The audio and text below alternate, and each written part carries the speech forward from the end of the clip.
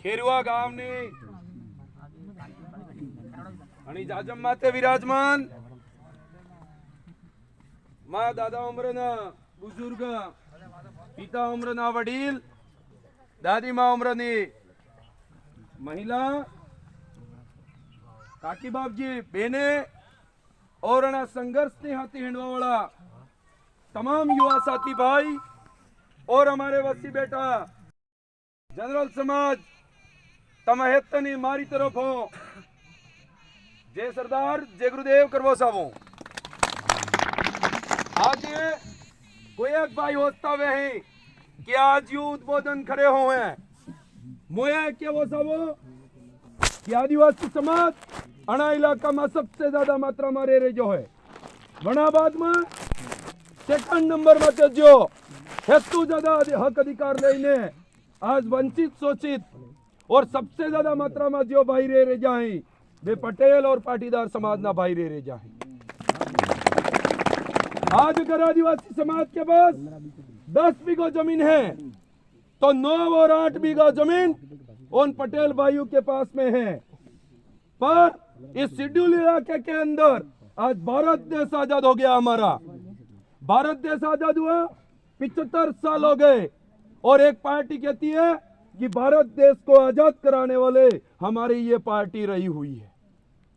वो बड़े बड़े मंचों पे एसटी समाज और ओबीसी समाज को इकट्ठा करके और बड़े बड़े भाषण दे करके बोलते हैं कि हमारा ये समाज हमारी ये जनता का साथ रहने से सहयोग रहने से आज हमारी ये कांग्रेस फलानी टीम की बीजेपी पार्टी इतनी मजबूत है। मैं कहना चाहता हूं कि आज तक आपने वोट दे करके उनके एमएलए एमपी को और उनकी सरकार को आपने मजबूत बनाया तो आप जिस जमीन पर बैठे हुए हो जिस इलाके में बैठे हुए हो आपका जो हक अधिकार था वो ये छीन करके क्यों बैठे हुए हैं। आज हमारे पुरखों का इतिहास रहा है।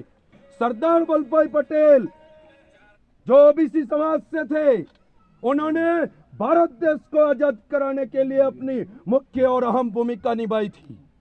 उस समय जब वो प्रधानमंत्री बनने वाले थे कुछ एक जो दबे कुचले और गुलामी की जंजीरों से जकड़े हुए थे उन लोगों ने सरदार वल्लभ भाई पटेल का सहयोग नहीं किया और उनको हरा करके दूसरे व्यक्ति को वहां का पीएम बना दिया था।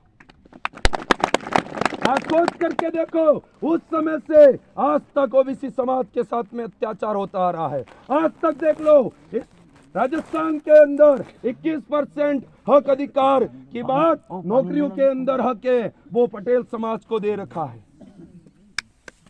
नेता बड़े बड़े मंच पे चढ़ करके बोल देते हैं कि इसको हक अधिकार मिला हुआ है। मैं पूछना चाहता हूं टीएसपी क्षेत्र के अंदर टीएसपी क्षेत्र 5 जिले हैं और ये इलाके के अंदर पटेल समाज को कितनी पोस्ट पर कितनी सरकारी नौकरियों पर आज 21% हक है। आज नौकरियों के अंदर हमारे भाई लोग पटेल समाज के हम 7 में पढ़ते थे उस समय पढ़ाई लिखाई करके बीएड बीएसटीसी डिप्लोमा डिग्री ले आए पर आज तक उनके लिए नौकरी की आवाज उठाने वाले आज तक नेता विधानसभा नहीं गए। उसकी वजह से हमारे सरदार वल्लभ भाई पटेल का जो इतिहास था उसको दबा करके रखा इन लोगों ने जिन्होंने जल जमीन जंगल की लड़ाई लड़ी थी और ऊंच नीच के भेदभाव को छोड़कर भारत और राष्ट्र हित के लिए भारत देश को अंग्रेजों से लोहा लेकर के आजाद करवाने का काम किया था। उस पटेल समाज का इतिहास दबा करके रखा है लोगों ने। दूसरी तरफ जो आज 1875 के अंदर जन्म लेकर के धरती आबा भगवान बिरसा मुंडा जिसने जात पात नहीं देखी पूरे भारतवर्ष को आजाद कराना है इसकी जमीन जंगल और जल को स्वतंत्र करके उन लोगों के खिलाफ सामंतवादी लोगों के खिलाफ लोहा लेकर के 1900 के अंदर अपने आप को मौत के घाट उतार देता है। ऐसा बहुत बड़ा व्यक्ति जिनकी आज जन्म जयंती है उसका नाम भगवान बिरसा मुंडा है। उसका इतिहास इन्होंने आज तक छुपा करके रखा है।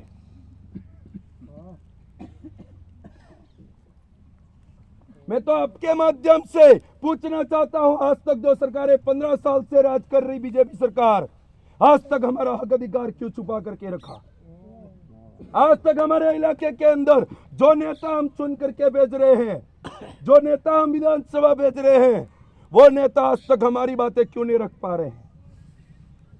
क्यों नहीं रख पा रहे? क्योंकि उनकी जो टिकट है, उनको जो सिंबल मिलता है कमल का फूल और हाथ जो चिन्ह होता है, वो चिन्ह के लिए जो टिकट मिलता है वो दिल्ली और जयपुर जाना पड़ता है। दिल्ली और जयपुर जाकर के वहां थोड़े बहुत लोगों के पैर दबाने पड़ते हैं, तब अगर काम नहीं बनता है तो एक अटैची देनी पड़ती है जिसका वजन 20-25 करोड़ रुपए होता है। पैसे दे करके टिकट लाने वाले लोग हमारे बीच में आते हैं और ये कहते हैं अब की बार आपका ये भला कर देंगे, वो भला कर देंगे, इसके नाम पे वोट दे दो, उसके नाम पे वोट दे दो। हमारे घर के अंदर आज तक 75 साल हो गए वही हालत है, पर ऐसा कर करके कोण गोल सोटाड़ी आज तक वोट ले जाहिर ये बोल के जाते हैं हम आपके युवाओं की आवाज उठाएंगे, और वहां जाकर के चाय समोसा कचौरी खा करके सो रहे हैं कुर्सियों पे जाके। वहां जब बोलने का समय आता है तब उनको खटखटाते, साहब उठ जाओ, सब कुछ हो गया, आप साइन कर लो, तो हाँ करते हुए वहां साइन कर देते हैं। कांग्रेस सरकार की सरकार रही, किसी भी व्यक्ति को आज तक कोई बेनिफिट देने का काम नहीं किया है। जिस तरीके से आज यहाँ पर आदिवासी समाज जग करके एक जगह पे आने लगा, उसी तरीके से ओबीसी समाज का बहुत बड़ा महाकुंभ हुआ था, उससे कांग्रेस बीजेपी की सरकार हिलने लग गई है। क्यों हिलने लगी है? क्योंकि आज तक ओबीसी को ये सोच करके और ये बोल करके बेवकूफ बनाया कि आपका हक अधिकार हम देंगे। हम तो जवाब मांगते हैं, टीएसपी क्षेत्र के अंदर कोई भी भाई तैयार हो जाओ और आरटीआई ठोक करके बताओ कि कितने सालों के अंदर आपने ओबीसी समाज को हक अधिकार दिया है। 15 सीटें निकलती है बड़ी पोस्ट की, उसके अंदर अगर 10 पोस्ट पे अगर टीएसपी के अंदर एसटी है तो 4 पोस्ट पे ओबीसी होना चाहिए, 1 पोस्ट पे एससी होना चाहिए। ये बात हम यहां से कहना चाहते हैं। पर आज तक हमारे यहाँ